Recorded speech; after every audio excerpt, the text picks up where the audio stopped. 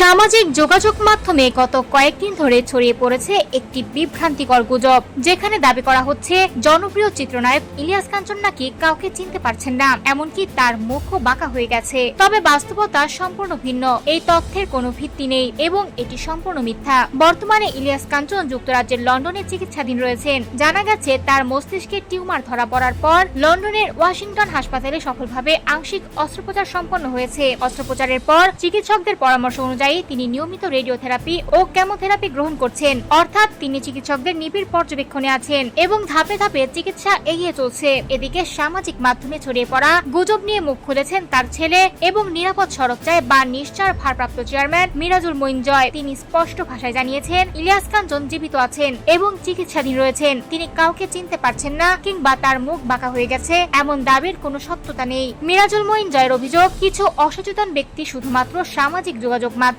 বেশি ভিউ ও মনোযোগ পাওয়ার আশায় এমন ভিত্তিহীন এবং বিভ্রান্তিকর তথ্য ছড়িয়ে দিচ্ছেন। তিনি সবাইকে অনুরোধ করেছেন যাচাই বাছাই ছাড়া কোনো তথ্য বিশ্বাস বা শেয়ার না করতে।